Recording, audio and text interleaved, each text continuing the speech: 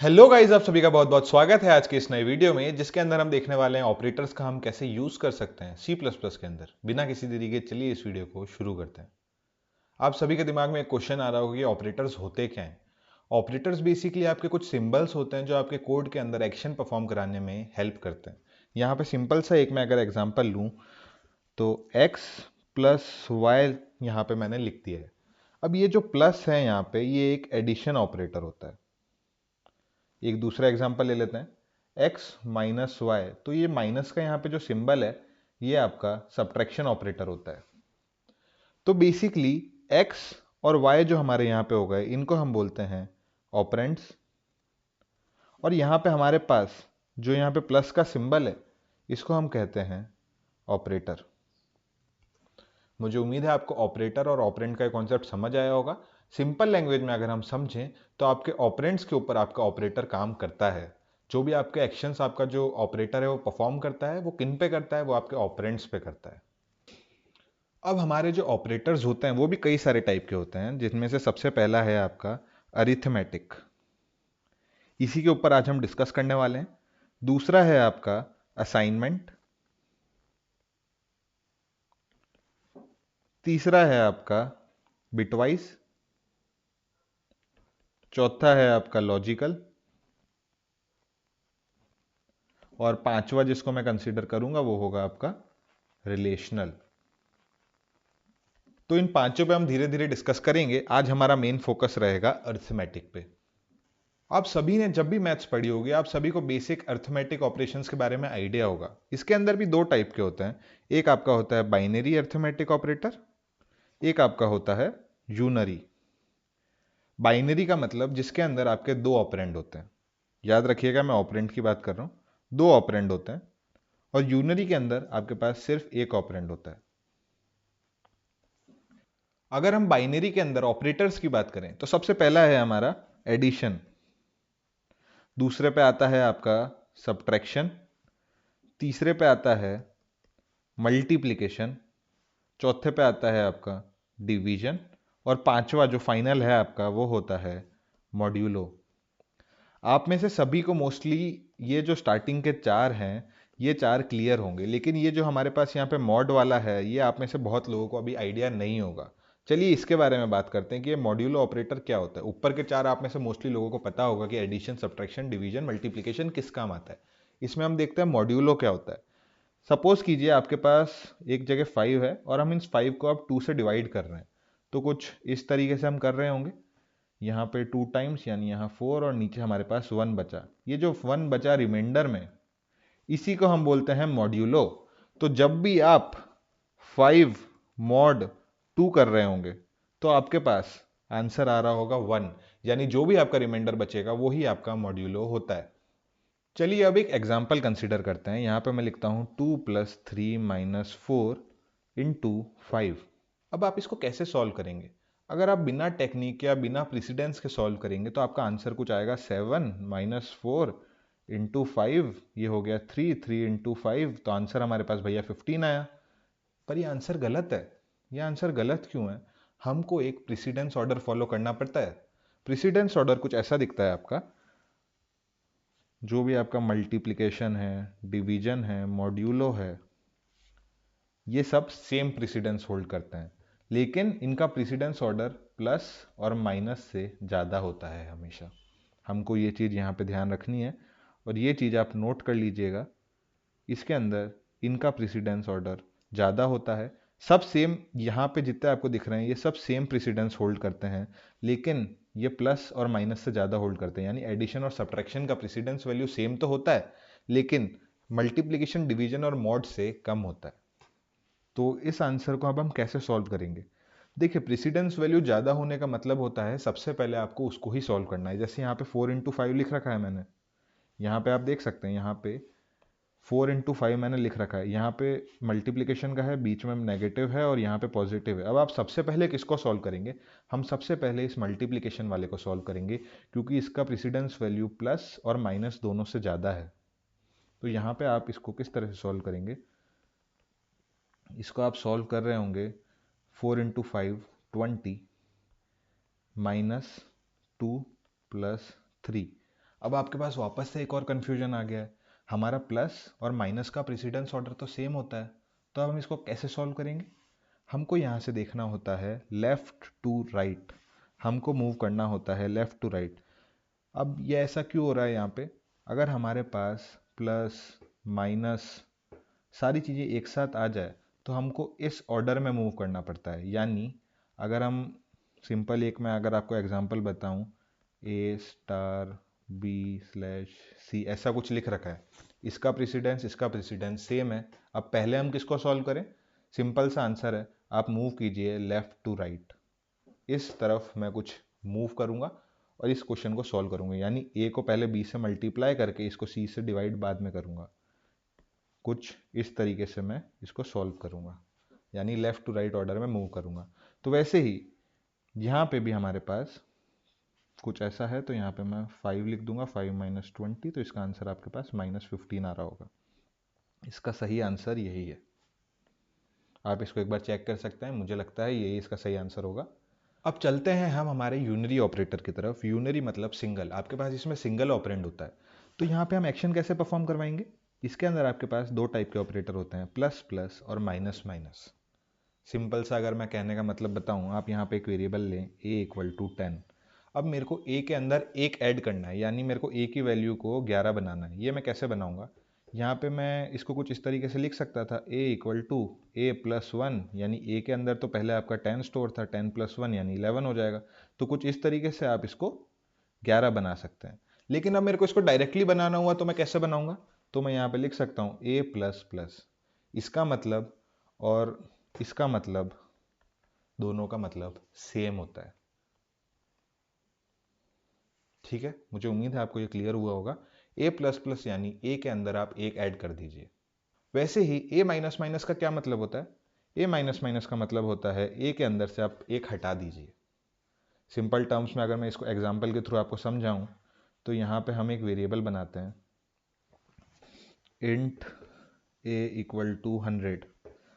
अब मेरे को इसके अंदर एक और ऐड करना है, तो मैं यहाँ पे लिख दूंगा a = a+1, तो हमारे पास आंसर क्या आ जाएगा? हमारे पास आंसर आ जाएगा 101। तो ऐसा कुछ हमारे पास आ रहा होगा। हमको ये वाला स्टेप लिखना पड़ा इस आंसर को लाने के लिए। लेकिन हमारे पास एक और मेथड है जो कि इससे थोड़ा फास्ट है और वो ज़्यादा एफिशिएंट भी है। कैसे है? हम यहाँ पे लिख सकते हैं a++, तो इसका आंसर भी आपके पास क्या आ रहा होगा? इसका आंसर आ रहा होगा 101। ये मेथड थोड़ा फास्ट है, थोड़ा एफिशिएंट है। मुझे उम्मीद है आपको ये क्लियर हुआ होगा। वैसे ही अगर मेरे को इसको 99 बनाना हुआ तो मैं क्या करता? a = a-1 लिख रहा होता, इसका आंसर आपके पास क्या आ जाता? इसका आंसर आ जाता 99। लेकिन हम इस मेथड को नहीं यूज़ करेंगे, इससे एक अच्छा मेथड है हमारे पास। मैं डायरेक्ट a अगर इसको कर दूं तो यहाँ पे आपके पास 99 आ जाता है। तो भैया हमारे पास यूनरी के अंदर भी दो टाइप होते हैं और इन दो टाइप के भी दो सब टाइप और हैं। इसको हम कह सकते हैं प्री और पोस्ट। इन दोनों के अंदर हमारे पास प्री और पोस्ट होता है। प्री का क्या मतलब होता है? अगर आपका एक वेरिएबल है और उसके आगे आप प्लस प्लस लगा रहे हैं तो ये आपका होता है प्री इंक्रीमेंट। और अगर आप ए के बाद प्लस प्लस लगा रहे हैं तो इसको हम बोलते हैं पोस्ट इंक्रीमेंट। ठीक है, वैसे ही आपका प्री डिक्रीमेंट और पोस्ट डिक्रीमेंट काम करता है। मुझे उम्मीद है ये आपको मैंने क्लियर करा होगा। अब ये दोनों सेम नहीं है, ये दोनों बहुत डिफर करते हैं। आइए चलिए देखते हैं कैसे। यहाँ पे एक एग्जांपल कंसीडर कीजिए। मैंने यहाँ पे एक वेरिएबल बनाया int a = 5 और मैं एक वेरिएबल बनाता हूँ int b। चलिए अभी मान लीजिए b के अंदर कुछ भी स्टोर्ड नहीं है। अब मैं यहाँ पे लिखता हूँ b = ++a। इसका क्या मतलब है? ++a का मतलब है a की वैल्यू तो है अभी 5, अब उस 5 वैल्यू में एक बढ़ा दो, यानी a की वैल्यू हो गई अब 6। ठीक है, समझिए इस बात। ++a का क्या मतलब है? अभी a की करंट वैल्यू क्या है? अभी a की करंट वैल्यू है 5, उसमें एक और ऐड कर दो, यानी अब a की वैल्यू हो गई है 6, और फिर जाके वो b में स्टोर करवाओ। यानी पहले इंक्रीमेंट करो और फिर उसको b में स्टोर कराओ। प्री में याद रखिए वापस, पहले इंक्रीमेंट उसके बाद आपको स्टोर कराना है, यानी इसका अंदर b का आंसर आएगा आपका 6 और a भी आपका हो जाएगा 6। ठीक है। और यहीं पे पोस्ट डिक्रीमेंट में क्या फ़र्क होता है भैया, यहीं पे अगर मैं लिखता b equal to a plus plus, आपकी यहाँ पे a की वैल्यू क्या है, अभी a की वैल्यू है आपकी 5। अब यहाँ पे आपको पहले इसके अंदर स्टोर करना है, उसके बाद इंक्रीमेंट करना है, यानी b की वैल्यू हो जाएगी आपकी 5 और a की वैल्यू हो जाएगी आपकी 6, क्योंकि a तो इंक्रीमेंट हो गया लेकिन वो बाद में हुआ, पहले हमने उसको b के अंदर स्टोर कराया, उसके बाद हमने उसको इंक्रीमेंट कराया। मुझे उम्मीद है आपको ये क्लियर हुआ होगा। वैसे ही कुछ आपका पोस्ट डिक्रीमेंट और प्री डिक्रीमेंट काम करता है। वापस से यहीं पे मैं आपको बता देता हूँ इसी सेम एग्जांपल में। यहाँ पे अगर मैं लिख दूँ b equal to minus minus A, अब इसका क्या मतलब होता है भैया, इसका भी वही मतलब है, यहाँ पे पहले आपको इसको डिक्रीमेंट करना है, उसके बाद आपको स्टोर कराना है। यानी यहाँ पे पहले a की वैल्यू अगर 5 थी तो अब उसको 5 को पहले मैं 4 करूंगा, यहाँ पे वैल्यू अब इसकी 4 हो गई, अब उसके बाद जाके इस 4 को यहाँ पे स्टोर कराना है। तो यानी इस b की वैल्यू क्या हो गई, b की वैल्यू आपकी हो गई 4 और a की वैल्यू भी आपकी हो गई 4। अब भैया पोस्ट डिक्रीमेंट क्या होगा, यानी b equal to a minus minus, ये क्या होगा, यहाँ पे देख सकते हैं आप a की वैल्यू थी पहले 5, अब हम इस 5 वैल्यू को पहले b के अंदर स्टोर करवाएंगे और उसके बाद डिक्रीमेंट करेंगे। यानी मैं यहाँ लिख देता हूँ b की वैल्यू तो हमारी सेम रहेगी यानी 5 रहेगी और a की वैल्यू इस केस में भी चेंज होकर 4 हो जाएगी। मुझे उम्मीद है आपको ये क्लियर हुआ होगा। हमने यहाँ पे अरिथमेटिक के अंदर बाइनरी और यूनरी दोनों टाइप के ऑपरेटर्स देखे। चलिए इसको VS कोड में हम इंप्लीमेंट करके देखते हैं। यहाँ पे ऑलरेडी मैंने एक फाइल बना रखी है। अब इसके अंदर मैं दो वेरिएबल डिक्लेयर करता हूँ, int a equal to 10, int b equal to 5। अब मैं यहाँ पे अपने जो बाइनरी ऑपरेशंस है वो पांचों यहाँ पे परफॉर्म करवाता हूँ। सी आउट करवाता हूँ मैं सबसे पहले एडिशन को, और इसके अंदर हमारा जो ऑपरेशन है वो है a प्लस बी, यानी जो एडिशन का आपका ऑपरेटर है वो मैंने यहाँ पे यूज़ किया है और बाकी a और b जो है वो आपके ऑपरेंड्स हैं। और यहाँ पे मैं एंड लाइन स्पेस भी दे देता हूँ, यानी एंड लाइन कैरेक्टर भी दे देता हूँ। मैंने यहाँ पे कॉपी पेस्ट कर लिया है और यहाँ पे मैं सब्ट्रैक्शन यूज़ करने वाला हूँ। यहाँ पे जल्दी से जाके इसका सिंबल चेंज कर देते हैं। और मल्टीप्लिकेशन के लिए हम स्टार वाला सिंबल यूज़ करते थे, मैंने आपको पहले भी बताया। मल्टीप्लिकेशन के लिए हमने यहाँ पे स्टार वाला सिंबल यूज़ किया। और अब हम यहाँ पे डिवीजन के लिए भी देखेंगे और यहाँ पे स्लैश वाला सिंबल यूज़ किया। और मॉड्यूलो के लिए परसेंटेज वाला हमको सिंबल यूज़ करना है। ये जो 5 के ऊपर दिख रहा है आपको, ये यूज़ करना है। चलिए इसको रन करा के देखते हैं हमारे पास क्या आ रहा है। हमारे पास आ रहा है एडिशन का आंसर जो कि है हमारा 15, और सब्ट्रैक्शन का आंसर 5, मल्टीप्लिकेशन का 55 इंटू 10 50, डिवीजन का हमारे पास आ रहा है 2, क्योंकि 10 को हम जब हम 5 से डिवाइड करेंगे तो हमारे पास आंसर 2 आएगा। और मॉड में हमारे पास 0 आ रहा है, क्योंकि हमारे पास कुछ रिमाइंडर नहीं बच रहा है, इसमें रिमाइंडर हमारा 0 हो जा रहा है। ठीक है, चलिए यहाँ पे हमको मॉड्यूलो देखना है तो हम यहाँ पे कुछ चेंज करते हैं। इसका क्या आंसर आना चाहिए, इसका आंसर आपके मॉड में आना चाहिए 2, क्योंकि हमारे पास 2 रिमाइंडर बचता है। तो यहाँ पे आप देख सकते हैं हमारे पास मॉड 2 लिखा हुआ आ रहा है। अब हमारे जो यूनरी ऑपरेटर होते हैं वो किस तरह से काम करते हैं, चलिए वो भी देखते हैं। यहाँ पे मैंने a के अंदर 10 करा रखा है और b के अंदर 4 करा रखा है। चलिए एक चीज़ देखते हैं, मैं यहाँ पे b के अंदर जाके प्लस प्लस a कर दूं, यानी पहले आप a को इंक्रीमेंट कीजिए, यानी अभी 10 है अगर a की वैल्यू तो अब वो 11 हो जाएगी, उसके बाद जाके b में स्टोर होगा। मैं यहाँ पे अगर सी आउट कर दूं b को तो क्या लिखा हुआ आएगा, और यहाँ नीचे मैं a को भी सी आउट कर देता हूँ, क्या आता है चलिए देखते हैं। पहले b है उसके बाद a है, दोनों में आपका 11 11 आ रहा है, क्योंकि यहाँ पे पहले इंक्रीमेंट हुआ है और उसके बाद जाके b में स्टोर हुआ है। यहीं पे अगर मैं पोस्ट इंक्रीमेंट करता तो क्या होता, b के अंदर तो आके 10 स्टोर होना चाहिए था और आपके a के अंदर 11 स्टोर हो रहा है, क्योंकि a तो चेंज हो रहा है लेकिन पहले वो b के अंदर जाके स्टोर हो रहा है, उसके बाद इंक्रीमेंट हो रहा है। वैसे ही कुछ आपका डिक्रीमेंट भी काम करता है। आपके b की वैल्यू अभी भी 10 रहेगी और a की वैल्यू इस केस में 9 हो जाएगी, हम देख सकते हैं। और भैया प्री डिक्रीमेंट कैसे काम करता है, प्री डिक्रीमेंट भी कुछ ऐसे ही काम करता है, दोनों की वैल्यू 9 और 9 हो जाएगी। मुझे उम्मीद है आपको ये वीडियो अच्छा लगा होगा। मैंने इसमें आपको अरिथमेटिक ऑपरेटर्स के बारे में बताया। मिलते हैं अगली वीडियो में, तब तक के लिए thank you for watching. Hello guys, आप सभी का बहुत बहुत स्वागत है आज के इस नए वीडियो में। इस वीडियो के अंदर हम असाइनमेंट ऑपरेटर्स के ऊपर डिस्कशन करने वाले हैं, तो बिना किसी देरी के चलिए इस वीडियो को शुरू करते हैं। आप सभी के दिमाग में क्वेश्चन होगा कि असाइनमेंट ऑपरेटर क्या होते हैं। बेसिकली जब भी हम कोई वेरिएबल बनाते हैं उसको कुछ वैल्यू हमको असाइन करवानी होती है। ये वैल्यू कौन असाइन करवाता है, ये वैल्यू आपका असाइनमेंट ऑपरेटर असाइन करवाता है। यहाँ पे अगर मैं लिख रहा हूँ a इक्वल टू 10, तो अब ये जो आपका इक्वल टू का सिंबल है यहाँ पे, ये भी एक असाइनमेंट ऑपरेटर होता है। सिंपल लैंग्वेज में एक वेरिएबल के अंदर अगर कोई हमको वैल्यू असाइन करवानी होती है, हम असाइनमेंट ऑपरेटर की मदद से उसको असाइन करवा सकते हैं। जैसे यहाँ पे मैंने 10 को ए के अंदर असाइन करवाया है using an equal to symbol. अब हमारे जो असाइनमेंट ऑपरेटर होते हैं ये भी दो टाइप के होते हैं। एक हमारा होता है सिंपल यानी सिंपल असाइनमेंट ऑपरेटर, और दूसरा हमारा होता है कंपाउंड असाइनमेंट ऑपरेटर। अब भैया सिंपल असाइनमेंट ऑपरेटर क्या होता है? सिंपल असाइनमेंट ऑपरेटर में आपका आ जाएगा सिंपल सा इक्वल टू, जो हमने अभी देखा यहाँ पे हमने a इक्वल टू 10 लिखा था, तो ये जो इक्वल टू है ये आपका सिंपल असाइनमेंट ऑपरेटर में आता है, और इसके अंदर सिर्फ एक इक्वल टू ही आता है। कंपाउंड असाइनमेंट ऑपरेटर्स में हमारे पास आ जाते हैं प्लस इक्वल टू, जो कि हमारा एडिशन के लिए काम आता है, माइनस इक्वल टू जो कि सब्ट्रैक्शन के लिए काम आता है, आपको सिंबल देख के समझ आ रहा होगा, और यहाँ पे multiplication equal to, divide equal to, modulo equal to. अभी तक आपको ये सारे सिंबल्स समझ आ रहे होंगे। अब यहाँ पे मैं कुछ और सिंबल्स लिखने वाला हूँ, जैसे कि हो गया right shift operator, left shift equal to, और एम्परसेंट इक्वल टू। ये सारे कुछ ऐसे ऑपरेटर्स हैं जो आपको अभी समझ नहीं आएंगे। ये सब हम जो बिटवाइज वाली क्लास करेंगे उसके अंदर हम ये सब समझ रहे होंगे। इस वीडियो के लिए मैं ये सारे ऑपरेटर्स अभी अवॉइड करने वाला हूँ, और सिर्फ इन 5 के ऊपर हम ध्यान दे रहे होंगे। अब बेसिकली ये प्लस इक्वल टू काम क्या करता है? अगर मैं एक वेरिएबल बनाऊं a इक्वल टू 10, और अब मैं चाहता हूं a equal to a plus 10 का ऑपरेशन परफॉर्म करना, यानी मैं चाहता हूं a के अंदर 10 ऐड हो जाए और वो वापस a के अंदर जाकर स्टोर हो जाए। यहाँ पे a तो 10 था और उसके अंदर मैंने और 10 ऐड कर दिया, यानी a की वैल्यू 20 हो जाए। तो मैं ऐसा कुछ ऑपरेशन परफॉर्म करूंगा, लेकिन इसकी जगह मैं एक और ऑपरेशन परफॉर्म कर सकता हूं जो कि होगा हमारा कंपाउंड असाइनमेंट ऑपरेटर। आप इसकी जगह लिख सकते हैं a प्लस इक्वल टू 10। ये क्या करेगा? आपका a प्लस 10 का जो ऑपरेशन होगा, इसका जो रिजल्ट आएगा वो डायरेक्ट इसके अंदर जाके स्टोर करवा रहा होगा। ये नीचे के सारे ये भी इसी तरह से काम करेंगे। अगर मैं यहाँ पे मल्टीप्लिकेशन का एग्जांपल दिखाऊँ आपको, a इक्वल टू 20 लिया मैंने सपोज एग्जांपल, और मैं अब चाहता हूँ ये वाला ऑपरेशन कुछ मेरा परफॉर्म हो, तो यहाँ पे हमारा आंसर आ जाएगा 400।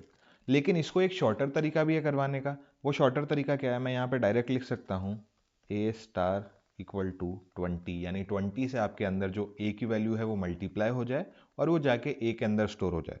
तो ये पांचों कुछ इस तरीके से काम कर रहे होंगे। ये थोड़े फास्टर होते हैं। ये फास्ट क्यों होते हैं, चलिए वो देखते हैं। आप जब कोई भी एक वेरिएबल बनाते हैं a इक्वल टू 10, और मैं यहाँ पे एक ऑपरेशन परफॉर्म कराता हूँ a equal to a plus 10, और यहाँ पे जो हमारी a की वैल्यू हो जाएगी वो हो जाएगी 20। ये हमारा आंसर होगा, यानी a के अंदर आपका 20 स्टोर हो जाएगा। ये आपका कैसे परफॉर्म हो रहा है? सबसे पहले यहाँ पे ये a को रीड करेगा, a को इसने रीड कर लिया।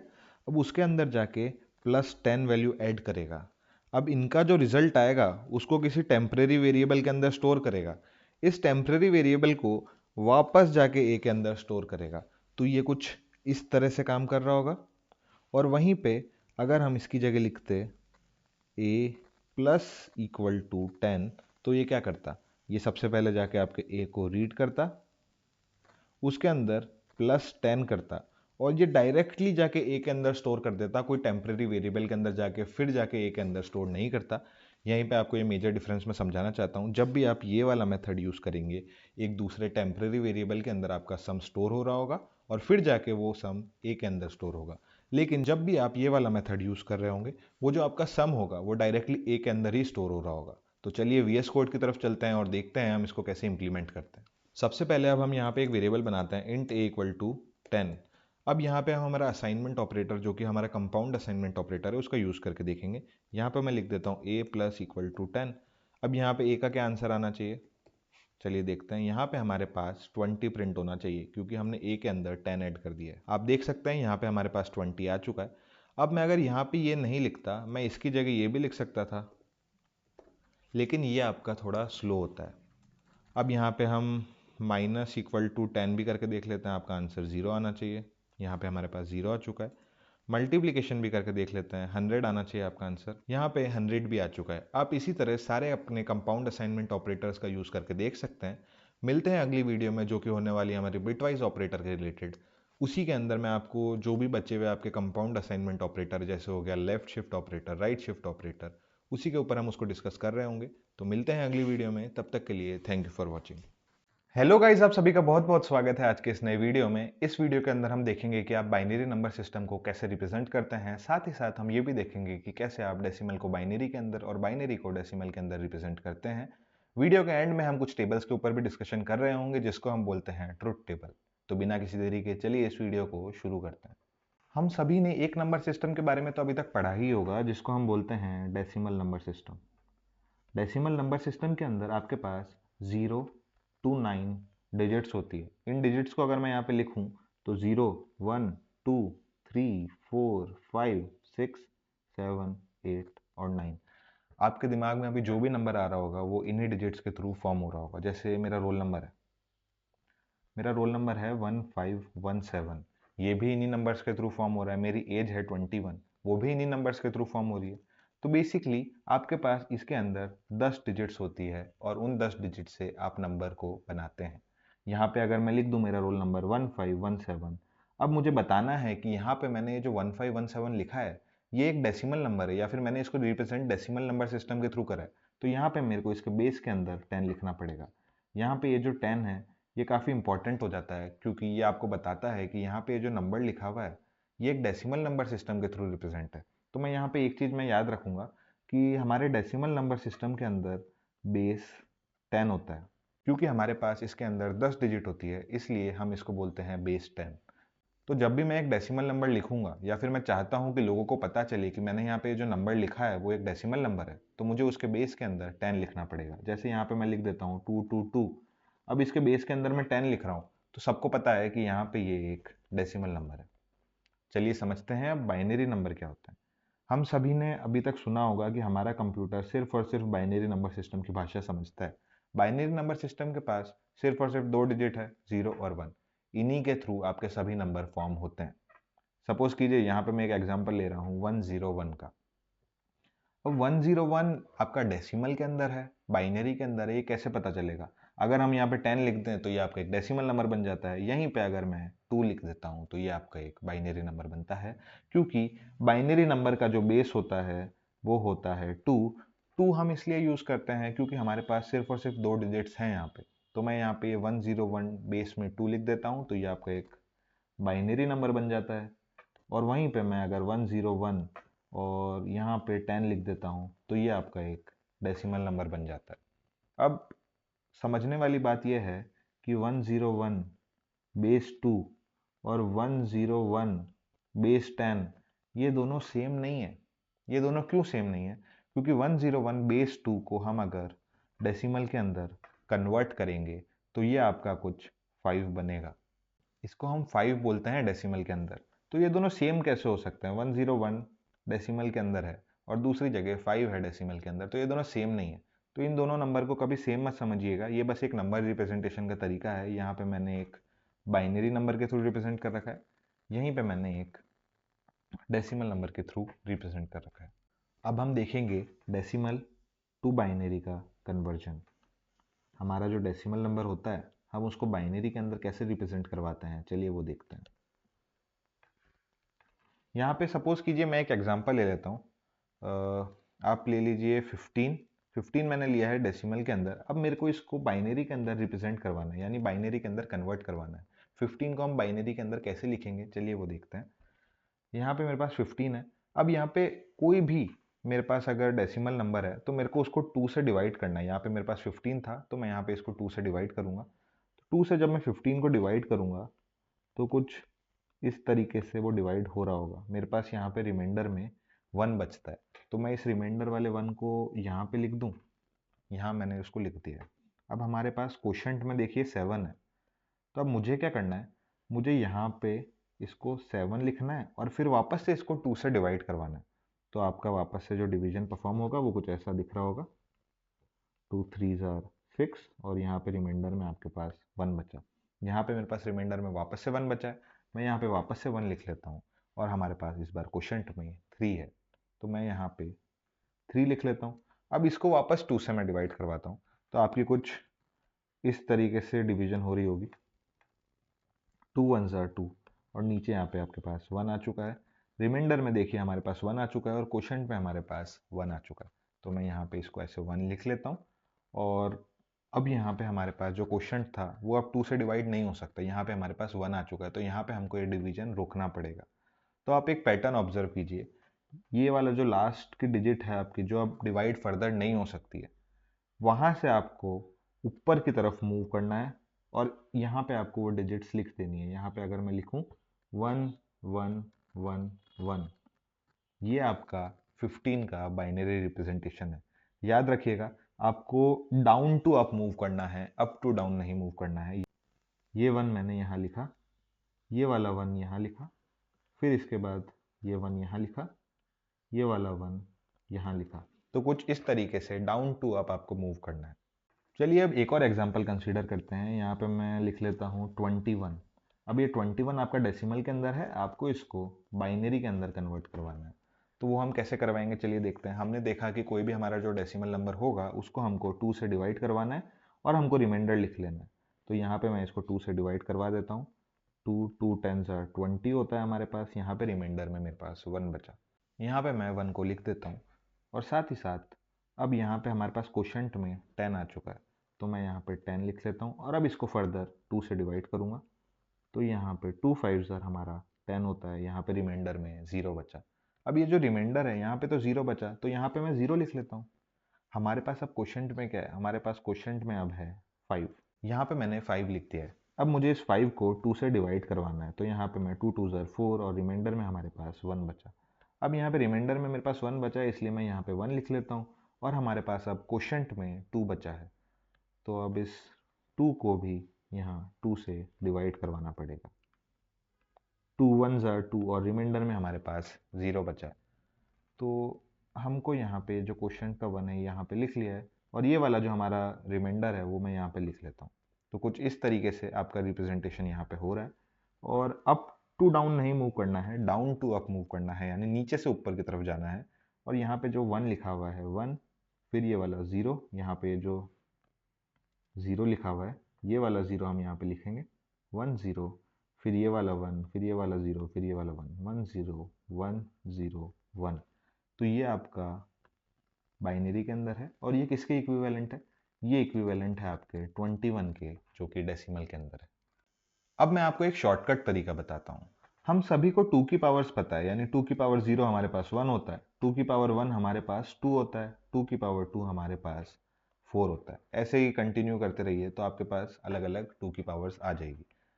तो अब इससे एक शॉर्टकट तरीका कैसे बनेगा भैया, चलिए वो देखते हैं। यहाँ पे मैं अब 2 की पावर्स लिख देता हूँ। 2 की पावर 0, 2 की पावर 1, 2 की पावर 2, 2 की पावर 3, 2 की पावर 4। मेरे हिसाब से इतना सफिशिएंट है। अब मैं इसके ऊपर इनकी वैल्यूज लिख देता हूँ। 2 की पावर 0 हमारी 1 होती है, 2 की पावर 1 हमारी 2 होती है, 2 की पावर 2 4 होती है, 2 की पावर 3 8 होती है, 2 की पावर 4 16 होती है। अब यहाँ पे ये हमने क्यों लिख रखा है, चलिए वो भी देखते हैं। हमारा जो डेसिमल में नंबर था जो कि था हमारा 21, अब 21 को हमको यहाँ पे फॉर्म करवाना है बाइनरी के अंदर। कैसे करवाएंगे चलिए देखते हैं। 21 को हम इस तरीके से लिख सकते हैं, हम 16 को इंक्लूड करते हैं, 4 को इंक्लूड करते हैं और 1 को इंक्लूड करते हैं, यानी 16 प्लस 4 प्लस 1 हमारा 21 के बराबर होता है। तो यहाँ पे मैं आपको यही समझाना चाहता हूँ कि हमको यहाँ पे जो भी हम पावर्स इंक्लूड कर रहे हैं उनके आगे 1 1 लिख देना है। यहाँ पे मैंने 1 1 लिख दिया है जो भी पावर्स मैं इंक्लूड कर रहा हूँ। अब बची हुई जो पावर है उसके आगे मैं 0 लिख देता हूँ। तो यहाँ पे हमारा एक नंबर फॉर्म होता है 1 0 1 0 1। यही तो है आपका बाइनरी रिप्रेजेंटेशन। चलिए एक और एग्जाम्पल कंसीडर करते हैं। मैं यहाँ पे लिखता हूँ एग्जाम्पल, और सपोज कीजिए मैंने यहाँ पे 33 लिख रखा है, इसकी बेस में यहाँ पे 10 है और मेरे को इसको अब बाइनरी के अंदर कन्वर्ट करवाना है। इसका बाइनरी कन्वर्जन क्या होगा चलिए वो देखते हैं। हम शॉर्टकट तरीका यूज करेंगे, तो हम यहाँ पे लिख देते हैं 2 की पावर 0 हमारे पास 1 होती है, 2 की पावर 1 हमारे पास 2 होता है, फिर 4 आता है, फिर 8 आता है, फिर 16 आता है, फिर 32 आता है, फिर 64 आता है, फिर हमारे पास 120। लेकिन हमको ये कहाँ तक लेके जानी है, ये चीज़ हमारे लिए काफ़ी इंपॉर्टेंट है। यहाँ पे देख सकते हैं आप 33 है, तो 33 से हम नियरेस्ट देख सकते हैं कि हमारा ये 32 पड़ता है। तो ये जो 32 है इससे पहले जितने भी होंगे, यानी ये सब, इन सभी का सम भी अगर हम कर लें तो आपके पास 31 आता है। तो इससे तो आपको ज़्यादा ही लेना पड़ेगा। तो यहाँ पे नंबर जो है वो 33 है, तो हम यहाँ 32 तक कंसीडर करते हैं और इन दोनों को हटा देते हैं। मुझे उम्मीद है ये चीज़ आपको समझ आई होगी। यहाँ पे जो नंबर है वो आपका टोटल यहाँ पे अवेलेबल होना चाहिए। अगर आप यहाँ पे 31 लिख रहे होते तो आपको यहाँ पे 32 लिखने की जरूरत नहीं पड़ती, क्योंकि इन सब का जो टोटल है वो 31 हो जाता। लेकिन हमारे पास यहाँ पे 33 है, तो इसलिए मैं यहाँ पे इसको 32 तक कंसिडर करूंगा। अब 33 कैसे फॉर्म होता है भैया? 33 मैं लिख सकता हूँ 32, और आपका ये जो 1 है यहाँ पे मैं 1 लिख देता हूँ, तो हमारा जो है 33 तो बन गया है। यहाँ पे 0 0 0 0, तो यहाँ पे 1 0 0 0 1 आपका 33 का बाइनरी रिप्रेजेंटेशन होता है। काफ़ी शॉर्ट तरीका है, इतना टाइम आपको लगेगा नहीं, आप अपने दिमाग में ही सोच लेंगे। तो मुझे उम्मीद है ये आपको समझ आया होगा। अब हम देखने वाले हैं बाइनरी टू डेसिमल कन्वर्जन। यहाँ पे एग्जाम्पल मैं कंसिडर करता हूँ 1011 है सपोज कीजिए बाइनरी के अंदर, और मेरे को इसको कन्वर्ट करवाना है डेसिमल के अंदर। तो इसका डेसिमल वैल्यू क्या होगा, चलिए वो देखते हैं। अभी तक हमने 2 की पावर्स देखी थी, तो वो यहाँ पे एक बार हम लिख लेते हैं। 2 की पावर 0 हमारे पास 1 होता है, 2 की पावर 1 हमारे पास 2 होता है, 2 की पावर 2 हमारे पास 4 होता है, और 2 की पावर 3 हमारे पास 8 होता है। अब इसके आगे हमने क्यों नहीं लिखा वो भी हम समझते हैं। यहाँ पे हमारे पास 4 ही डिजिट्स है, तो मैं यहाँ पे 4 ही डिजिट कंसिडर कर रहा हूँ, ठीक है। अब यहाँ पे आप इसके नीचे 1 0 1 1 लिख लीजिए।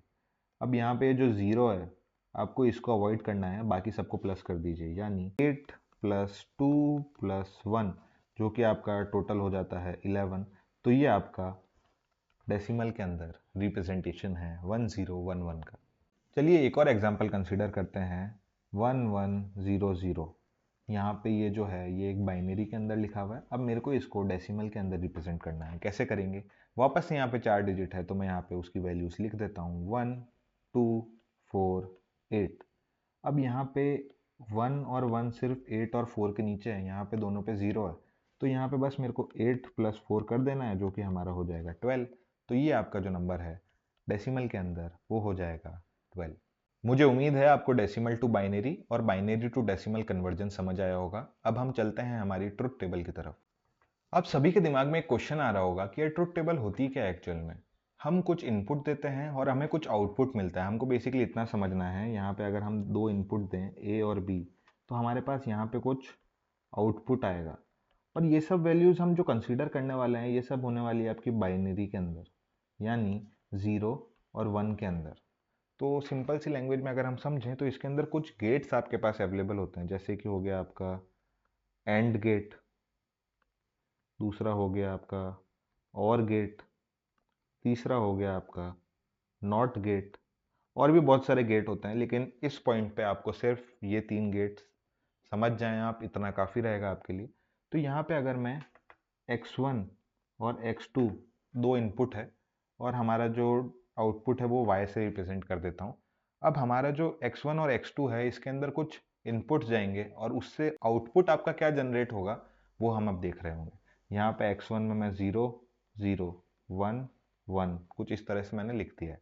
अब यहाँ पे मैं वापस से 0 1 0 1 लिख दिया है। हम अब यहाँ पे बना रहे हैं जो वो होने वाला है आपका एंड गेट। एंड गेट का सिंबल अगर आपको बताऊं तो यहाँ पे ये जो एंड का सिंबल है वो यहाँ पे एंड गेट के लिए भी यूज़ किया है। अब एंड गेट की खासियत क्या होती है? एंड गेट का आउटपुट आपका तभी 1 होगा जब दोनों इनपुट 1 होंगे, उसके अलावा सभी में यहाँ पे आपको 0 ही मिलेगा। अब आप बोलेंगे कि भैया ये हमको टेबल्स याद रखनी है क्या? तो नहीं, आपको ये टेबल बिल्कुल भी याद नहीं रखनी है। ये टेबल मैं आपसे बस इसलिए बनवा रहा हूँ, जब भी हम बिटवाइज पढ़ेंगे या बिटवाइज ऑपरेटर्स के बारे में पढ़ेंगे तो आपको काफ़ी हेल्प मिलेगी इससे, और आपको सब चीज़ें एकदम क्रिस्टल क्लियर समझ आएगी। यहाँ पे एंड ऑपरेशन में सिर्फ और सिर्फ जब दोनों इनपुट आपके 1 होते हैं तभी आपके आउटपुट में 1 आता है। इसको सिंपल तरीका है याद रखने का कि मल्टीप्लिकेशन से आप इसको याद रख सकते हैं। 0 इंटू 0 आपका 0 होता है, 0 इंटू 1 आपका 0 होता है, 1 इंटू 0 आपका 0 होता है, और सिर्फ 1 इंटू 1 में आपका 1 आता है। तो इस तरीके से आप एंड गेट की टेबल याद कर सकते हैं। चलिए अब और गेट की टेबल की तरफ चलते हैं। यहाँ पे मैं दो इनपुट बनाता हूँ x1 x2, और आउटपुट हमारा होने वाला है y। सेम इनपुट हम देंगे 0 0 1 1 और 0 1 0 1। अब इसका जो आउटपुट होगा वो तभी ज़ीरो होगा जब आपके दोनों इनपुट ज़ीरो होंगे। यहाँ पे सिंपल लैंग्वेज में अगर हम समझे तो ये यहीं पे ज़ीरो होगा, बाकी सब में ये 1 होगा। अब इस टेबल को कैसे याद रखना है भैया? इस टेबल को हमको बस काफ़ी सिंपल तरीके से याद रखना है कि जब भी आपके पास अगर एक भी इनपुट में 1 आ जाए तो आपका उसका आउटपुट 1 होने वाला है और गेट में। सिर्फ और सिर्फ आपका आउटपुट 0 तभी होगा जब आपके दोनों इनपुट्स 0 होंगे। ये आपकी हो गई और गेट। अब हम चलते हैं हमारे फाइनल गेट की तरफ, जो कि होने वाला है नॉट गेट। इसमें हम एक ही इनपुट कंसीडर करते हैं 0 और 1। और इसका आउटपुट क्या होगा? नॉट गेट का आउटपुट क्या होता है? ये अगर आपका 0 है तो इसको 1 बना देता है, और अगर ये 1 है तो इसको 0 बना देता है, यानी उसका ऑपोजिट। आप उसको जो भी इनपुट देंगे वो आपको उसका ऑपोजिट रिटर्न करके दे रहा होगा। यहाँ पे मैं कुछ इस तरीके से नॉट गेट लिख देता हूँ। तो यहाँ पे हमारे सारे गेट्स मैंने आपको क्लियर कर दिए हैं। वैसे तो ये 3 गेट आपके लिए मोर देन सफिशिएंट थे, लेकिन हम जब भी बिटवाइज पढ़ रहे होंगे तो उसमें आपके पास एक ऐसी चीज़ ज़रूर आएगी जिसको हम बोलते हैं जोर गेट। तो अब ये जोर गेट क्या होता है भैया?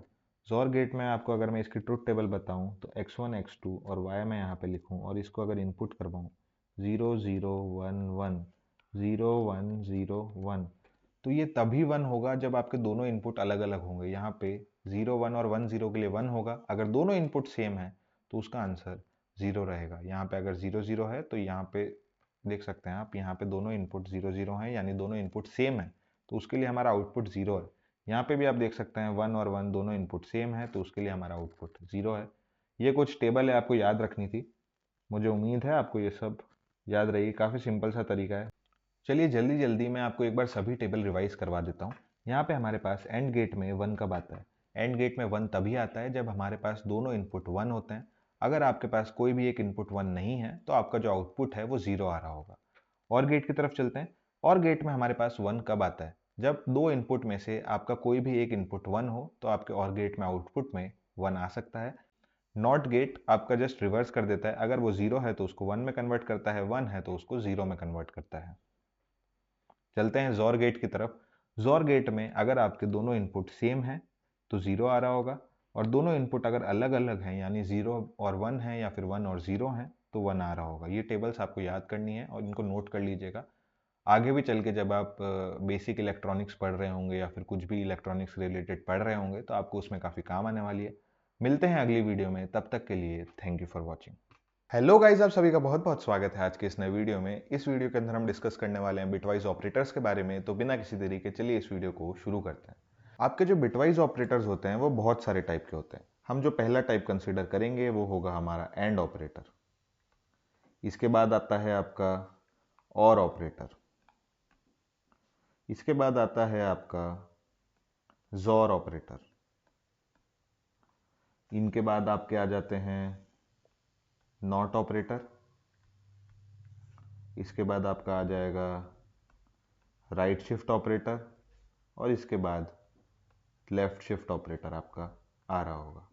अब आप देख सकते हैं यहाँ पे मैंने कुछ एंड और जोर नॉट लिख रखा है। अगर आपको ये सब समझ नहीं आ रहा है तो मैंने मेरी पुरानी वीडियो में इन सभी ऑपरेटर्स के ऊपर डिस्कशन करा है, और इन सभी के ट्रुथ टेबल भी देखिए कि ये कैसे परफॉर्म होते हैं। अगर आपको वो ट्रुथ टेबल्स नहीं आती है तो आपको ये वीडियो शायद समझ ना आए, तो आप पहले वो वीडियो देख के आइए और उसके बाद इस वीडियो को कंटिन्यू कीजिएगा, जिसके अंदर हम पढ़ने वाले हैं बिटवाइज ऑपरेटर्स के बारे में। और अगर आपको ट्रुथ टेबल आती है तो देन वेल एंड गुड। तो चलिए शुरू करते हैं हमारे पहले ऑपरेटर के टाइप से, जो कि होने वाला है हमारा एंड ऑपरेटर। यहाँ पे मैं लिख देता हूँ, और यहाँ पे ये जो देख सकते हैं आप, ये इसका सिंबल है, ये आपको यूज़ करना है कोडिंग के टाइम। मैं इसका नाम लिख देता हूँ एंड ऑपरेटर। अब हम इसकी ट्रुथ टेबल भी बना लेते हैं यहाँ पे x1 x2 और y। अब x1 और x2 के अंदर यहाँ पे 0 0 1 1 0 1 0 1। ये सिर्फ उसी केस में 1 होता है जब हमारे दोनों इनपुट 1 होते हैं, तो यहाँ पे ही सिर्फ ये 1 होगा, बाकी सब जगह हम 0 लिख देते हैं। तो इस तरह से आपकी कुछ ट्रुथ टेबल एंड गेट की दिख रही होगी। चलिए एक एग्जांपल कंसीडर करते हैं हम। a इक्वल टू 5 और b equal to let suppose 12 ले लेते हैं। यहाँ पे मैंने ऐसा कुछ एग्जांपल लिया है। तो a को हम बाइनरी के अंदर कैसे रिप्रेजेंट करेंगे? हम लिखते हैं 1 0 1, और 12 को हम कैसे रिप्रेजेंट करेंगे, हम इसको लिखते हैं 1 1 0 0। हमको इनके ऊपर एंड ऑपरेशन परफॉर्म कराना है। कैसे करवाते हैं चलिए देखते हैं। यहाँ पे मैं लिख देता हूँ सबसे पहले 1 0 1। अब ये जो b है जो कि हमारा 1 1 0 0 है, इसको भी मैं यहीं पे लिख देता हूँ 1 1 0 0। अब आप देख सकते हैं इसके अंदर आपके पास 3 डिजिट है, इसके अंदर आपके पास 4 डिजिट है, तो हम इसका एंड ऑपरेशन कैसे परफॉर्म करवाएंगे। हमको यहाँ पे एक एंड ऑपरेशन परफॉर्म कराना है, वो कैसे करवाएंगे। हम सिंपली यहाँ पे एक 0 लिख देंगे। अब हम इसको देखेंगे कि कैसे सॉल्व करते हैं। जब आपके एक इनपुट 1 होता है, दूसरा इनपुट 0 होता है, हम इसको कैसे सॉल्व करते हैं। यहाँ पे हमने एंड गेट की टेबल में देखा है, जब हमारा एक इनपुट 0 हो और दूसरा इनपुट 1 हो, तो हम उसका आंसर जो आउटपुट होता है उसको 0 कंसिडर करते हैं, तो यहाँ पे 0 लिख देते हैं। वैसे ही 0 0 के केस में क्या होता है, 0 होता है। सिर्फ और सिर्फ एंड गेट में 1 तभी आता है जब आपके दोनों इनपुट 1 होते हैं, तो यहाँ पे मैं 1 लिख देता हूँ। और 0 1 के केस में भी आपके पास 0 ही आता है। तो इसका फाइनल आंसर क्या होगा, ये आपका क्या बना, इसका आंसर हुआ 1 0 0, जो कि हमारा होता है 4 के इक्विवेलेंट डेसिमल के अंदर। मुझे उम्मीद है आपको ये समझ आया होगा। चलिए एक और एग्जांपल कंसीडर करते हैं। a इक्वल टू 10 का और b इक्वल टू 12 का। अब 10 को हम बाइनरी के अंदर कैसे लिखते हैं, 10 को हम बाइनरी के अंदर लिखते हैं 1 0 1 0, और 12 को हम कैसे लिखते हैं वो हमको पता ही है, 1 1 0 0। अब हमको यहाँ पे इनका एंड ऑपरेशन परफॉर्म कराना है, यहीं पे हम करा के देख लेते हैं। 0 0 के केस में हमारे पास 0 आता है, 1 0 के केस में हमारे पास 0 आता है, 0 1 के केस में हमारे पास 0 आता है, और 1 1 के केस में हमारे पास 1 आता है। तो ये आपका कुछ 8 बन जाता है डेसिमल के अंदर। मुझे उम्मीद है आपको ये सब समझ आया होगा। अगर आपको ये सब ऑपरेशंस परफॉर्म करवाने हैं तो आपको ये जो ट्रुथ टेबल का कॉन्सेप्ट है ये अच्छे से क्लियर आना चाहिए। तो मैंने ये जो ट्रुथ टेबल्स है वो अपनी पुरानी वीडियो में अच्छे से क्लियर करवाई है, तो आप वो वीडियो जरूर चेकआउट कीजिएगा। अब चलते हैं हम हमारे और ऑपरेटर की तरफ, जिसका सिंबल कुछ इस तरह से दिख रहा होगा, और मैं यहाँ पे लिख देता हूँ। और अब मैं इसकी ट्रुथ टेबल भी बना देता हूँ। यहाँ पे आ जाएगा 0 0 1 1 0 1 0 1, और ये सिर्फ उसी केस में 0 होता है जब आपके दोनों इनपुट हमारे पास 0 आते हैं, बाकी सभी के लिए ये 1 रहता है। हमको ये बात ध्यान रखनी है। चलिए अब इस पर एक क्वेश्चन करके देखते हैं। इस पर मैं सेम एग्जांपल का क्वेश्चन लूँगा। यहाँ पे एग्जांपल ले लेते हैं a इक्वल टू 10 का और b इक्वल टू 12 का।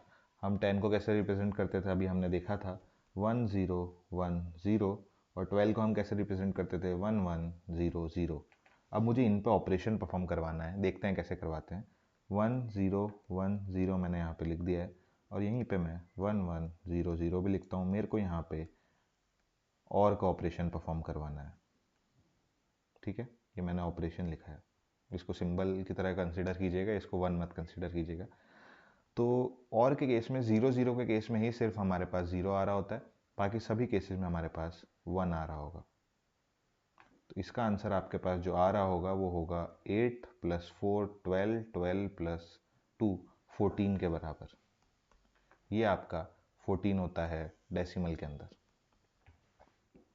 मुझे उम्मीद है आपको और गेट भी समझ आया होगा, और ऑपरेटर हम कैसे यूज़ करते हैं वो भी समझ आया। अब हम चलते हैं जोर ऑपरेटर की तरफ, जिसका सिंबल आपका पावर वाला या फिर ये जो अप एरो होता है वो होता है। तो इसको हम जोर लिख लेते हैं, और इसकी ट्रुथ टेबल भी देखते हैं क्या होती है। इसकी ट्रुथ टेबल आपकी कुछ इस तरह से दिख रही होगी, 0 0 1 1 0 1 0 1, और ये सिर्फ उसी केस में 0 होता है जब आपके दोनों इनपुट 0 होते हैं। अदरवाइज अगर हमारे एक इनपुट 0 है दूसरा इनपुट 1 है तो उसका आंसर भी 1 होता है। एक इनपुट अगर 1 है दूसरा इनपुट 0 है तो उसका आंसर भी हमारे पास 1 होता है। चलिए इसको भी देखते हैं सेम एग्जाम्पल के साथ। a इक्वल टू 10 और b इक्वल टू 12। यहाँ पे मैं कैसे करूँगा इसको सॉल्व। ये हमारा होता है 1 0 1 0, और आपका 12 होता है 1 1 0 0। तो यहीं पे मैं लिख देता हूँ 1 0 1 0 1 1 0 0। अब हमारा जोर ऑपरेटर कैसे काम करता है चलिए वो समझते हैं। 0 0 के केस में आपके पास 0 आ रहा होगा, 1 0 के केस में 1 आ रहा होगा, 0 1 के केस में हमारे पास 1 आ रहा होगा, और 1 1 के केस में आपके पास 0 आ रहा होगा। तो यहाँ पे आपको ये ट्रुथ टेबल देख के समझ आ रहा होगा, हमने 1 1 के केस में यहाँ पे 0 कंसीडर किया है, और 0 0 के केस में भी हमने यहाँ पे 0 कंसीडर किया है। और ये सब आपको ट्रुथ टेबल याद रखनी इंपॉर्टेंट हो जाती है इस केस के लिए, क्योंकि बिना ट्रुथ टेबल आप इसको सॉल्व नहीं कर सकते। तो यहाँ पे आपके पास कुछ ये आंसर आ रहा है 110। तो इसको हम डेसिमल के अंदर कैसे लिखते हैं, ये आपका हो जाएगा 4 4 + 2 6। तो ये आपका डेसिमल के अंदर 6 के इक्विवेलेंट हो जाता है। अगला जो हम ऑपरेटर देख रहे होंगे वो होगा आपका नॉट ऑपरेटर। नॉट ऑपरेटर की ट्रुथ टेबल आपकी कैसी दिखती है, x1 और y, इसमें आपके पास सिर्फ एक ही इनपुट होता है। अगर वो इनपुट 0 है तो उसका आउटपुट 1 आता है, और अगर वो इनपुट 1 है तो उसका आउटपुट 0 आता है। जो भी आपका आउटपुट होता है उसको वो चेंज कर देता है, 0 है तो 1 कर देता है और 1 है तो 0 कर देता है। अब इसकी खासियत क्या होती है, यहाँ पे मैं एक एग्जाम्पल लेता हूँ। यहाँ पे मैं बनाता हूँ a = 5। अगर मैं यहाँ पे नॉट ऑफ 5 करूँगा तो यहाँ पे क्या आएगा, हमको पता है 5 को हम बाइनरी के अंदर कैसे लिखते हैं, 5 को हम बाइनरी के अंदर लिखते हैं 101। लेकिन आप यहाँ पे सिर्फ 101 नहीं लिख सकते, आपको यहाँ पे 32 बिट्स यूज करनी पड़ती है। तो यहाँ पे मुझे कुछ 0 0 0 0 0 0 0 ऐसे कुछ करके पूरा लिखना पड़ेगा। मुझे 32 बिट्स के अंदर इसको रिप्रेजेंट करना पड़ेगा, और लास्ट तक कुछ इस तरीके से आप 5 को लिख रहे होंगे। आप डायरेक्ट 101 लिखिए या फिर इतने सारे जीरो ऐड करिए, बात एक ही है, लेकिन हमको इसको 32 बिट के अंदर टोटल रिप्रेजेंट करना पड़ेगा। अब मुझे इसका नेगेशन लेना पड़ेगा, यानी नॉट लेना पड़ेगा। तो यहाँ पे सब पे 1 1 1 1 ऐसे कुछ शो हो जाएगा, तो इसका कुछ आंसर आएगा। अब वो आंसर हम कैसे निकालते हैं, चलिए वो देखते हैं। Not of 5 is equal to minus of 5 + 1। तो इसका आंसर आपके पास आ रहा होगा -6 के बराबर। यही इसका तरीका होता है। अगर आपको किसी भी नंबर का, लेट सपोज आपको नॉट ऑपरेटर यानी नेगेशन निकालना है, तो उसको हम कैसे निकाल रहे होंगे, ये उसका एक सिंपल सा फॉर्मूला होता है। इसको आप नोट कर लीजिएगा। और कोई भी आपसे प्रैक्टिकल टर्म्स में पूछ ले कि हमने कैसे निकाला, तो आपको उसको समझाना है कि हमको पूरे 32 बिट्स के अंदर रिप्रेजेंट करना होगा। यहाँ पे मैंने 8 बिट ली, यहाँ पे 8 बिट ली, यहाँ पे 8 बिट ली और यहाँ पे 8 बिट ली। तो जब इसका हम पूरा नेगेशन लेंगे, यहाँ पे ये सब 1 के अंदर कन्वर्ट हो जाएगा, ये सब 1 के अंदर कन्वर्ट हो जाएगा। यहाँ पे लास्ट में जो 101 लिखा है, ये 010 कुछ ऐसे शो हो रहा होगा। तो ये कैसे हमने करा है और ये नेगेटिव के अंदर क्या है, इन सब पे ध्यान न दीजिए। डायरेक्ट आप बस बोल सकते हैं कि ये वाले फॉर्मूले से मैंने ये निकाला है। और इसकी लॉजिकल अप्रोच क्या होती है, हमको 32 बिट्स के अंदर रिप्रेजेंट करना होता है और उसको फिर हमको नेगेट करना होता है। अब हमारा जो पांचवा ऑपरेटर आता है वो होता है लेफ्ट शिफ्ट ऑपरेटर। यहाँ पे मैं लिख देता हूँ लेफ्ट शिफ्ट। अगर मैं यहाँ पे लिख दूँ ए लेफ्ट शिफ्ट आई, तो इसका क्या मतलब है, इसका सिंपल सा यही मतलब है कि आपको ए को left side ith times shift करना है। यहाँ पे अगर मैं लिख दूँ 6 लेफ्ट शिफ्ट 2, तो इसका सिंपल सा मतलब है, इसका जो बाइनरी फॉर्म होता है 110, हमको दो प्लेसेस लेफ्ट की तरफ शिफ्ट करना है। दो प्लेसेस लेफ्ट की तरफ शिफ्ट करने का क्या मतलब होता है, यहाँ पे हमारे पास 1 2 3 4 और 5 प्लेसेस बन जाएगी। अब हमारा ये वाला जो 1 है, ये 1 यहाँ पे ऐसा कुछ शो हो रहा होता, लेकिन हमको अब इसको दो प्लेसेस लेफ्ट की तरफ शिफ्ट करनी है। यानी यहाँ पे ये वाला 1 आ जाएगा, यहाँ पे ये वाला 1 आ जाएगा और ये वाला 0 आपका यहाँ पे आ जाएगा। अब ये जो बची हुई प्लेसेस है, इसका क्या करें, हम यहाँ पे भी 0 लिख देते हैं। तो आपका ये जो लेफ्ट शिफ्ट ऑपरेशन परफॉर्म हुआ है वो कुछ ऐसा दिख रहा होगा, और इसका जो फाइनल आंसर होगा वो क्या होगा, यहाँ पे 1 होता है, 2 होता है, 4 होता है, 8 होता है और ये 16 होता है। 16 + 8 आपका 24 होता है। तो इसका आंसर आपका 24 आना चाहिए डेसिमल के अंदर। हमारे पास अब इसको निकालने का एक शॉर्टर तरीका और होता है। वो क्या होता है, हम डायरेक्ट एक फॉर्मूला भी यूज़ कर सकते हैं जिसको हम बोलते हैं a × 2⁻i। यानी आपका जो इसका रिजल्ट आने वाला है वो कैसे आएगा, यहाँ पे अगर मैंने यहाँ पे यूज़ करा है 6 लेफ्ट शिफ्ट 2, तो इसको मैं कैसे लिख सकता हूँ, हमारा जो a हो जाएगा वो हमारा 6 है, इंटू 2⁻i क्या है हमारा, i ये 2 है, तो यहाँ पे 2 का स्क्वायर हो जाएगा। यानी 6 × 4, 6 4 जार क्या होता है हमारे पास 24। अब हम आ जाते हैं हमारे फाइनल ऑपरेटर की तरफ, जो कि है हमारा right shift operator. Right shift operator भी सेम लेफ्ट शिफ्ट ऑपरेटर की तरह काम करता है, कुछ सेम सही कॉन्सेप्ट होता है। यहाँ पे मैं एक एग्जांपल लेता हूँ, a = 20। 20 को हम बाइनरी के अंदर कैसे रिप्रेजेंट करते हैं, 20 को हम लिखते हैं 1 0 1 0 0। तो इस तरीके से आपका 20 रिप्रेजेंट होता है।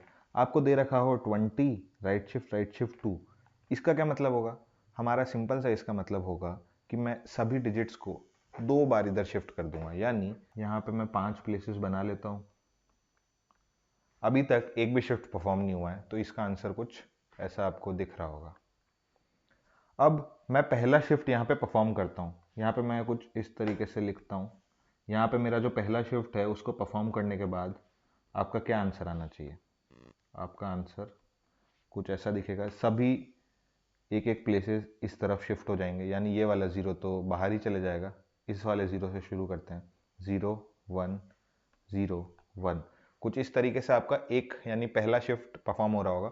और आप चाहें तो यहाँ पे 0 लिख सकते हैं, चाहें तो इसको हटा भी सकते हैं, क्योंकि लेफ्ट साइड 0 लिखने का कुछ वैल्यू ऐड नहीं होता है। फिर मैं फिर भी सिंप्लिसिटी के लिए यहाँ पे 0 लिख देता हूँ। और अब सेकेंड शिफ्ट परफॉर्म करवाता हूँ। सेकेंड शिफ्ट परफॉर्म करवाने के बाद यहाँ पे मैं 5 प्लेसेस वापस से लिख देता हूँ। ये वाला 0 यहाँ पे अवॉइड हो जाएगा। अब ये वाला 1 यहाँ पे आ जाएगा, यानी ये 1 यहाँ आ गया, फिर ये 0, फिर ये 1, फिर यहाँ पे मैं 2 0 लिख देता हूँ। तो आपका जो फाइनल आंसर है वो आ रहा होगा 101 के बराबर, जिसका वैल्यू होता है 5। इसका आंसर आपका 5 आएगा, यानी 20 राइट शिफ्ट 2 का आंसर हमारे पास 5 के बराबर आता है। क्या यही तरीका सबसे फीजेबल है? नहीं, हमारे पास इसका भी एक शॉर्टकट मेथड है। उसको हम कैसे लिखते हैं? यहाँ पे अगर ऐसा कुछ लिख रखा होता ए राइट शिफ्ट आई, तो मैं इसको कैसे रिप्रेजेंट करता? मैं इसको सिंपली लिखता ए डिवाइडेड बाय 2 की पावर आई, यानी यहाँ पे हमारे पास दे रखा था 20 राइट शिफ्ट 2, तो इसका क्या आंसर आना चाहिए? 20 डिवाइडेड बाय 2 की पावर 2, यानी 20 अपॉन 4, 4 5 जा 20 होता है, तो इसका आंसर 5 आ रहा था। हमने ये पूरा मेथड जो सॉल्व किया था, इसका आंसर भी 5 आ रहा था, आप चेक कर सकते हैं। तो इस तरीके से आपका राइट शिफ्ट ऑपरेशन काम करता है। यहाँ पे VS कोड के अंदर मैंने सभी बिटवाइज ऑपरेटर्स परफॉर्म करके बता दिए। यहाँ पे मैंने 2 वेरिएबल बनाए हैं। सबसे पहले A के अंदर मैंने 10 स्टोर कराया है, और फिर B के अंदर मैंने 12 स्टोर कराया है। इसके बाद यहाँ पे मैंने सभी ऑपरेटर्स परफॉर्म कराए हैं। सबसे पहला है एंड, फिर और, फिर जोर, फिर नॉट, फिर लेफ्ट शिफ्ट राइट शिफ्ट। मेरा बहुत मन था वैसे तो कि यहाँ पे आपको मैं एक एक आपका बिटवाइज ऑपरेटर सॉल्व करके बताऊं, लेकिन ये वीडियो ऑलरेडी काफी ज्यादा लेंदी हो चुका है। मैंने आउटपुट के थ्रू इन सभी के आंसर्स भी आपको बताए हैं, और आप खुद से इन वेरिएबल्स की वैल्यू चेंज कर करके डिफरेंट आंसर्स को एक्सप्लोर करेंगे। मुझे उम्मीद है आपको ये वीडियो काफी ज्यादा अच्छा लगा होगा। मिलते हैं अगली वीडियो में, तब तक के लिए thank you for watching. Hello guys, आप सभी का बहुत बहुत स्वागत है आज के इस नए वीडियो में। आज के इस वीडियो में हम रिलेशनल ऑपरेटर और साथ ही साथ लॉजिकल ऑपरेटर कवर कर रहे होंगे। तो बिना किसी देरी के चलिए इस वीडियो को शुरू करते हैं। अब ये रिलेशनल ऑपरेटर्स क्या होते हैं? रिलेशनल ऑपरेटर हमको किसी दो वेरिएबल के अंदर रिलेशन निकालने में हेल्प करते हैं। जैसे कि हो गया हमारा greater than equal to, less than equal to. इनके अलावा हमारे पास दो और टाइप के रिलेशनल ऑपरेटर होते हैं, जिनको हम बोलते हैं double equal to. Double equal to किस लिए यूज होता है? ये चेक करता है कि क्या हमारे ए की वैल्यू बी के बराबर है या नहीं है। ये ए के अंदर बी की वैल्यू असाइन नहीं करवाता है, ये बस चेक करता है कि क्या हमारा ए बी के इक्वल है। तो कुछ इस तरीके से आपका डबल इक्वल टू काम करता है। इसके अलावा हमारे पास होता है एक नॉट इक्वल टू। ये चेक करता है कि क्या ए बी के बराबर नहीं है, यानी अगर ए बी के बराबर नहीं है तो वो ट्रू रिटर्न करता है, और अगर ए बी के बराबर है तो वो फॉल्स रिटर्न करता है। कुछ इस तरीके से ये रिलेशनल ऑपरेटर काम करता है। चलिए अब VS कोड में इसको इंप्लीमेंट करके देखते हैं। यहाँ पे मैंने मेरा बॉयलर प्लेट कोड लिख दिया है। अब मैं इसके अंदर दो वेरिएबल्स बना देता हूँ, इंट a इक्वल टू 7 और इंट b इक्वल टू 10। मैंने दो वेरिएबल्स बना दिए हैं, और अब मैं एक चीज सी आउट कराना चाहता हूँ कि क्या हमारा a is greater than b है। अगर यस, तो हमारे पास 1 प्रिंट होना चाहिए, क्योंकि ट्रू का मतलब क्या होता है? ट्रू का मतलब होता है हमारे पास 1। और अगर फॉल्स है तो उसके लिए क्या प्रिंट होना चाहिए? उसके लिए हमारे पास 0 प्रिंट होना चाहिए। यहाँ पे मैं इसको सेमीकोलन दे देता हूँ, और आपके पास यहाँ इस केस के अंदर फॉल्स प्रिंट होना चाहिए, यानी 0 प्रिंट होना चाहिए। हमारे पास यहाँ पे 0 प्रिंट होके आ चुका है। अब हम दूसरी कंडीशन देखने वाले हैं, see out a is greater than equal to b। अब भैया ये greater than equal to b वाली क्या कंडीशन है? Greater than equal to b की कंडीशन का मतलब होता है या तो आपका ग्रेटर देन हो a b से, या फिर आपका a और b इक्वल हो। दोनों में से कोई भी अगर एक कंडीशन सेटिस्फाई हो जाती है तो हम इसको ट्रू कंसीडर करते हैं, यानी आपके पास आउटपुट में 1 आना चाहिए। लेकिन अगर दोनों कंडीशन सेटिस्फाई नहीं होती है तो आपका 0 प्रिंट होना चाहिए। तो इस केस में हमारे पास वापस से 0 प्रिंट हो रहा होगा। आप देख सकते हैं एक और बार 0 आ चुका है। यहाँ पे मैं एक एंड लाइन कैरेक्टर दे देता हूँ, और अब मैं b की वैल्यू को 7 करके देखता हूँ। अब यहाँ इस केस में हमारे पास क्या प्रिंट होना चाहिए? a is greater than equal to b वाले में हमारे पास 1 प्रिंट होना चाहिए, क्योंकि हमारी एक कंडीशन सेटिस्फाई कर चुकी है, हमारी इक्वल टू वाली कंडीशन यहाँ पे फुलफिल हो रही है। दोनों में से एक कंडीशन भी अगर ट्रू होती है तो आपके पास 1 प्रिंट होना चाहिए, जो कि है ट्रू के बराबर। अब हम प्रिंट करवाते हैं b is less then a। b is less then a के लिए क्या प्रिंट होना चाहिए? b is less then a के लिए होना चाहिए आपके पास प्रिंट 0, क्योंकि b और a तो सेम है, तो यहाँ पे हम देख सकते हैं आपका 0 कुछ प्रिंट हो रहा होगा। हमारे पास यहाँ पे 0 प्रिंट हो चुका है। अब हम देखते हैं see out b is less than equal to a। आपके पास यहाँ पे प्रिंट होना चाहिए 1, क्योंकि हमारी इक्वल टू वाली कंडीशन यहाँ पे फुलफिल हो रही है। हमारे पास यहाँ पे 1 प्रिंट हो चुका है। अब हम फाइनल जो हमारे दो ऑपरेटर बचे हैं उनके ऊपर डिस्कशन करते हैं। सी आउट अगर मैं कर दूं b इक्वल टू a, अगर हमारा b a के बराबर है तो यहाँ पे 1 प्रिंट होना चाहिए। बस ये उसको चेक करता है, ये उसके अंदर वैल्यू असाइन नहीं करता है, बस ये चेक करता है कि आप b और a की वैल्यू सेम है। हाँ है, तो 1 प्रिंट हो रहा है। अगर यहीं पे मैं b की वैल्यू को 9 कर दूं तो अब क्या प्रिंट होना चाहिए? अब हमारा 0 प्रिंट होना चाहिए, जो कि फॉल्स को सिंबलाइज करता है। यहाँ पे 0 प्रिंट हो चुका है। अब मैं यहीं पे अगर थोड़ा चेंज कर दूं, नॉट इक्वल टू ए कर दूं, तो क्या b और a बराबर नहीं है? तो इस केस में हमारे पास ट्रू प्रिंट होना चाहिए, यानी 1 आ रहा होगा। हमारे पास यहाँ पे 1 आ चुका है। मुझे उम्मीद है आपको रिलेशनल ऑपरेटर का कॉन्सेप्ट काफ़ी अच्छे से समझ आया होगा। अब चलते हैं हमारे लॉजिकल ऑपरेटर की तरफ। अब ये जो लॉजिकल ऑपरेटर्स हमारे पास होते हैं, ये भी 3 टाइप के होते हैं। सबसे पहले हमारे पास आ जाता है एंड, जिसके लिए मैं 2 बार यहाँ पे m% लिख रहा हूँ। उसके बाद आ जाता है हमारे पास और, जिसके लिए मैं 2 बार यहाँ पे ये पाइप वाला सिंबल लिख रहा हूँ, या फिर जो हमारे पास 2 स्टिक्स होती है, आप इसको पाइप ही कंसीडर करते हैं, तो ये जो पाइप वाला सिंबल होगा हम इसको 2 बार लिख रहे होंगे। इसके बाद आता है हमारा नॉट। नॉट के केस में मैं यहाँ पे एक एक्सक्लेमेशन मार्क लिख रहा हूँ। अब भैया इनका मतलब क्या होता है, चलिए देखते हैं। मैं यहाँ पे एक वेरिएबल बनाता हूँ a इक्वल टू 10 और b इक्वल टू 12। मैंने यहाँ पे एक वेरिएबल बना दिया है। अब मैं एक कंडीशन लिखता हूँ a is greater than b and a equal to b। अब अगर ये दोनों कंडीशन ट्रू हुई, ये भी ट्रू हुई और ये भी ट्रू हुई, तो ये जो पूरी कंबाइंड कंडीशन हुई ना, इसका आंसर आपके पास तो ही ट्रू आएगा, वरना ट्रू नहीं आएगा। अगर ये दोनों कंडीशन ट्रू हुई तभी आपका ये जो पूरा एक तरीके से कह सकते हैं ये वाला जो ब्रैकेट है जिसके अंदर मैंने एक कंडीशन लिख रखी है, ये तभी ट्रू आएगी जब ये वाली कंडीशन और ये वाली कंडीशन ट्रू होगी। एक भी कंडीशन अगर आपकी फॉल्स हो गई तो आपका आउटपुट भी फॉल्स हो जाएगा एंड के केस में। ठीक है, अब चलते हैं, बात करते हैं और के केस की। यहीं पे मैं 2 पाइप लगा देता हूं। और अब इसका क्या मतलब होता है? इसका मतलब होता है इन दोनों में से कोई भी एक कंडीशन हमारे पास ट्रू होनी चाहिए। या तो ये ट्रू हो जाए, ये फॉल्स भी हो तो भी चलेगी, तो भी हमारा जो फाइनल कंडीशन का आउटपुट आएगा वो ट्रू आएगा, क्योंकि दोनों में से हमको एक भी कंडीशन अगर ट्रू है तो इसका आउटपुट ट्रू प्रिंट करवाना है। और अगर दोनों कंडीशन फॉल्स हुई तो, दोनों कंडीशन फॉल्स होती है तभी आपका आउटपुट इस केस में फॉल्स आ रहा होगा। मुझे उम्मीद है आपको ये क्लियर हुआ होगा। अब ये जो नॉट वाला केस होता है, ये क्या होता है? अगर मैं यहाँ पे सिंपल सा लिख दूं a is greater than b, हमारा a क्या है? हमारा a 10 है और b 12 है, तो आपका क्या आंसर प्रिंट होना चाहिए? हमारे यहाँ पे आंसर प्रिंट होना चाहिए फॉल्स। पर अगर इसके आगे मैं ये नॉट लगा दूं तो हमारा आंसर चेंज हो जाता है, हमारा आंसर अब होगा ट्रू। तो कुछ इस तरीके से आपका ये नॉट ऑपरेटर काम कर रहा होता है। जो भी आपकी कंडीशन होती है उसको टोटली चेंज कर देता है। अगर ट्रू है तो उसको फॉल्स कर देता है और अगर फॉल्स है तो उसको ट्रू कर देता है।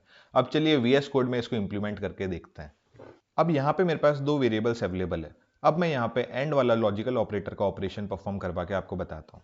मैं यहाँ पे सी आउट करवाता हूँ और एक कंडीशन लिख देता हूँ, क्या हमारा b a से बड़ा है? और अगर है तो क्या साथ ही साथ हमारा a b से छोटा है? दोनों का मतलब सेम ही है। मैं यहाँ पे बेसिकली आपको अगर बताऊं तो मैं यहाँ पे ट्रू प्रिंट करवाना चाहता हूँ। ट्रू का मतलब होता है 1। अगर ये दोनों कंडीशन अगर ट्रू है तभी आपका 1 प्रिंट हो रहा होगा, वरना आपका 1 प्रिंट नहीं होगा। यहीं पे अगर मैं कर दूं क्या आपका a b से ग्रेटर है, तो इस केस में आपका फॉल्स प्रिंट हो रहा होगा, यानी 0। यहाँ पे आपके पास 0 प्रिंट हो चुका है। तो कुछ इस तरीके से एंड वाला ऑपरेशन काम करता है। यहीं पे मैं अगर और वाला ऑपरेशन यूज़ करूँ तो ये पाइप वाला सिंबल आपको अगर दिख रहा है, ये आपको एंटर के ऊपर दिख सकता है, तो आप इसका यूज़ कर सकते हैं। और अगर मैं इसको रन करवाऊँ तो अब हमारे पास 1 प्रिंट होना चाहिए, क्योंकि दोनों में से एक भी कंडीशन अगर ट्रू है तो वो काम कर रहा होगा। यहीं पे अगर मैं इस कंडीशन को फॉल्स बना दूँ और ये कंडीशन भी फॉल्स है, तो अब क्या प्रिंट होगा? अब हमारे पास 0 प्रिंट होना चाहिए। आप अब देख सकते हैं दोनों कंडीशन हमारी फॉल्स है, तो इस केस में भी आपके पास लॉजिकली अभी 0 प्रिंट होना चाहिए। लेकिन अगर अब मैं इस कंडीशन के आगे नॉट लगा दूं तो ये नॉट अब आपके जो 0 आ रहा है इसको 1 कर देगा, यानी कंडीशन को रिवर्स कर देगा। ये जो फॉल्स आ रहा था इसको अब ट्रू कर देगा। कुछ इस तरीके से आपके लॉजिकल ऑपरेटर्स परफॉर्म होते हैं। हमने अभी तक जितने भी C++ के अंदर ऑपरेटर्स अवेलेबल हैं वो कवर कर लिए हैं। मुझे उम्मीद है आपको ये सीरीज काफ़ी अच्छी लग रही होगी। अगली वीडियो से हम कंडीशनल स्टेटमेंट्स के ऊपर डिस्कशन कर रहे होंगे। तो मिलते हैं आपसे अगली वीडियो में, तब तक के लिए थैंक यू फॉर वॉचिंग।